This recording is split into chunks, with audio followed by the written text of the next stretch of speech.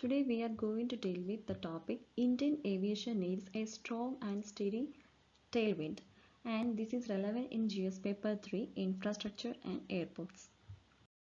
So the major concern are the growth in aviation has been hindered by regulations and also the tough barriers for new entrants and high fuel prices and also inefficient public sector airports. So these are the main aspects which affects the growth of aviation, means the tough barrier for the new entrants and also the regulations and the higher fuel prices because of the high tax rate and also the inefficient public sector airports, so which lead to monopoly of the airport and that exhausted the airlines due to absence of robust competitions. Also lack the long-term visionary strategic policy for the airlines. So these are the major concerns in the growth of aviation. Annual sales of 140 million tickets in the pre-pandemic area. So before the pandemic, there have been 140 million tickets, means the annual sales, and also the number is not completely accurate. This includes 35 to 40 million frequent flyers who from the bulk of the sales. The final count show that only 4% of the populations can afford air travel, and which places India just above the poorest nations in Africa. So the final count shows only 4% of our populations can afford the air travel, and India is just above the poorest nations in Africa. Developing nations like the Brazil, China, they are much further ahead than India.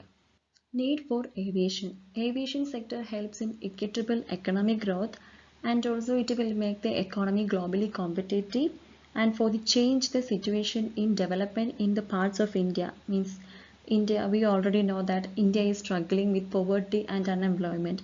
If aviation is proper and also which is equitable in economic growth, it will lead to the development of our country. And the passengers, airlines and air cargo overcome the geographical restrictions. So we already know that India is having unique geographical features like Himalayas are there, and in Western Ghats, Eastern Ghats are there, and also the restrictions, means the movement of restriction is very much limited or affected by the geographical issues. Development is there in aviation, it will lead to the improved connectivity. It will directly influence the development of our country, and they can drive the investment deep into the country, giving people access to more markets. It will boost tourism, and which is a major sector which not only brings in economic development but also it brings the foreign currency as well. We know that if we have the tourism, means the foreigners will come here, they will buy the things, means the goods or services, then it will reach the foreign currency. So this all will adversely, or this all will directly leading to the development of our country. In order to achieve the development through the aviations, the government have to increase the cargo handling capacity of the Indian airports. They must ensure the great connectivity of the airports by integrating them with roads and railways. So we need to focus on the infrastructure developments like the roads and railways. If there is better or the proper roads and railways, then it will ensure the greater connectivity of the airports. Then the remote area, then the people from the remote area will also reach to the mainstream, and also it will enhance the tourism. So this will directly influence the foreign investments, and it reduce the expenditure incurred by the airlines through the large scale reforms in the air cargo, airports, aviation fuel taxes. So the state and central, which in India are among the highest in the world, and maintains, repair and overhaul.